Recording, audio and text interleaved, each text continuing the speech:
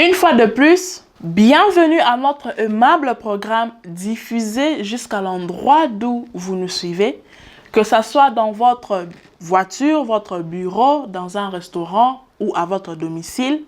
The Radio Kaosi Podcast vous a réservé un thème qui vous fera une plausible compagnie dans quelques précieuses minutes. Au micro, c'est votre fervente servante Léa. Dans nos entrepreneuriats, nous avons presque tous besoin d'un fonds de départ ou un capital de départ. Avez-vous déjà entendu parler de quelqu'un qui avait une telle foi en Dieu à telle enseigne qu'il a géré un orphelinat entier sans jamais demander des dons? Cet homme avec une assurance exceptionnelle, c'est George Muller. Aujourd'hui, parlons de lui et voyons les leçons que nous pouvons tirer de son histoire. Né à Kroppenstedt le 27 septembre 1805, M. Muller n'était pas né croyant. C'était une personne ordinaire comme vous et moi. Mais une fois en contact avec Jésus, après l'avoir reçu comme Seigneur et Sauveur, il s'est laissé guider par sa foi en Jésus-Christ. George Muller était un homme de Dieu. Il a vécu une vie de foi incroyable et exceptionnelle. Lui, qui autrefois était sans aucune éducation religieuse, il vivait sans penser à Dieu. Cependant, à l'âge adulte, il s'est transformé et devenu l'homme de foi que l'on connaît. Pour ainsi corroborer que vous et moi pouvions subir une transformation au moment voulu par le Créateur. Monsieur Muller s'est toujours remis à Dieu pour subvenir à ses besoins. Il était fidèle et obéissant envers Dieu et suivait tout ce qu'il lui demandait. De son ministère de prédicateur à la création et à la construction des orphelinats, en passant par ses voyages missionnaires, M. Muller s'est toujours tourné vers Dieu pour qu'il le guide et l'aide à accomplir son œuvre. Tout au long de sa vie, il a rencontré de nombreuses difficultés, mais il ne les a jamais laissées entraver l'œuvre de Dieu, car il savait pour qui il œuvrait. Il a vécu 93 ans et pendant plus de 73 ans, il a cheminé main dans la main avec Dieu. Sa foi était non seulement incroyable, mais elle faisait de lui un modèle. M. Muller possédait de nombreuses qualités, mais c'est son incroyable foi en Dieu qui a stupéfié tout le monde. Durant toute sa vie, il a témoigné d'une foi profonde et inébranlable. Il a été comblé et heureux de ce que Dieu lui avait donné. Il a prospéré dans tout le projet qu'il a entrepris. Il aimait tout le monde entier, en particulier les orphelins qu'il considérait comme ses propres enfants. Avec l'aide de Dieu, il a pu subvenir à tous leurs besoins. Il vivait dans la paix et la joie, sachant que Dieu est capable de l'aider à surmonter toutes les épreuves.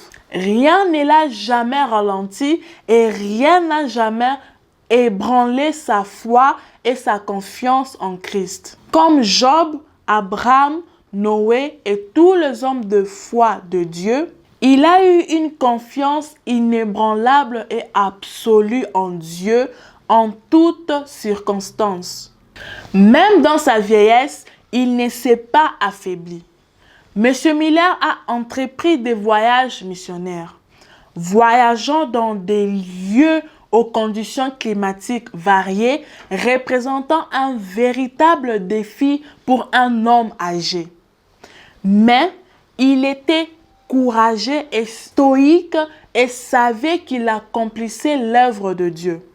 Il savait que Dieu l'aidera à surmonter tous les obstacles et à partager l'évangile avec d'autres nations. Ce voyage se sont achevés en juillet 1878 après 308 prédications 19 274 miles, soit 31 018 km. Élevé sans aucune connaissance de la Bible ni de Dieu et considéré comme un enfant difficile de sa région, M. George Muller est devenu l'un des hommes de foi le plus respecté et admiré. Il savait que Dieu était capable de combler tous ses besoins, petits ou grands. Quelles que soient les difficultés ou les circonstances, il avait une foi inébranlable en Dieu et s'en remettait en lui en toutes circonstances.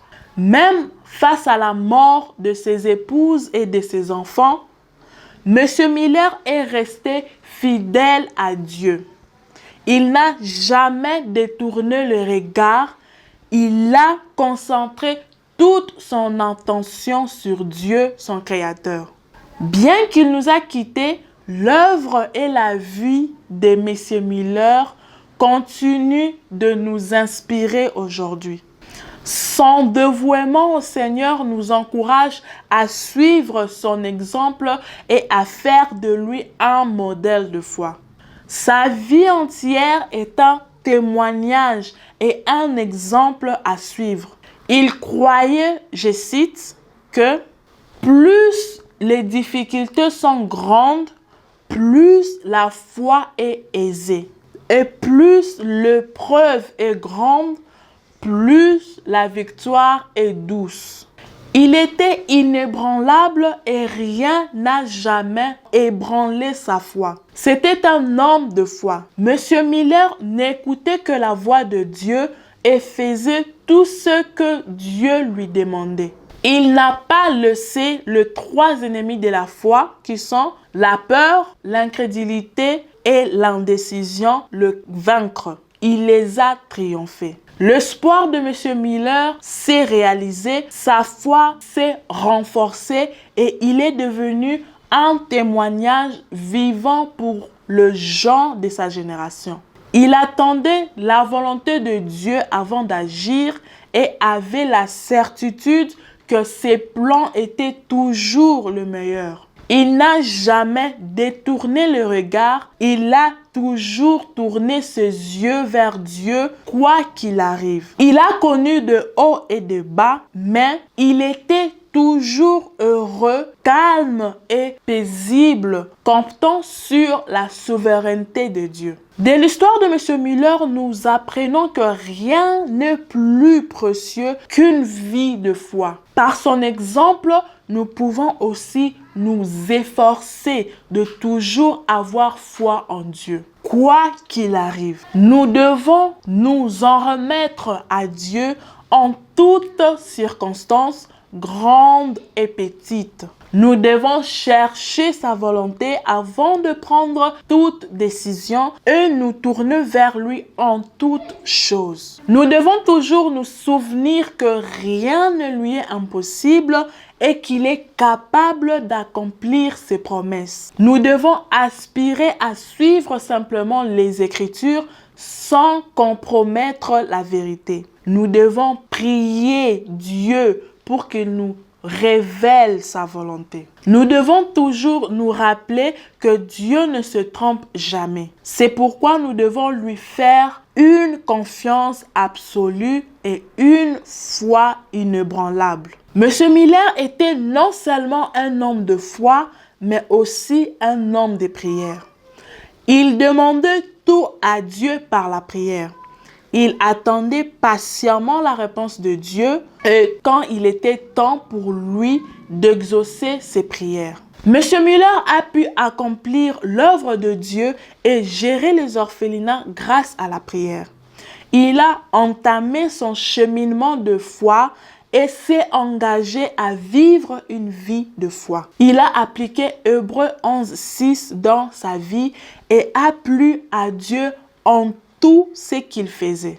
Il espérait et avait confiance que Dieu tirerait le meilleur de chaque situation. Sa foi, d'abord timide, s'est transformée en une foi confiante et il a vu la main de Dieu dans sa vie. Aujourd'hui encore, prions et demandons à Dieu de nous aider par le Saint-Esprit à être son peuple de foi et à lui plaire en tout. Merci de nous avoir suivis. Si cette histoire vous a inspiré, n'hésitez pas à la partager avec quelqu'un qui a besoin de se rappeler que rien n'est impossible à Dieu, que nous devons toujours avoir foi en lui et vivre une vie de foi.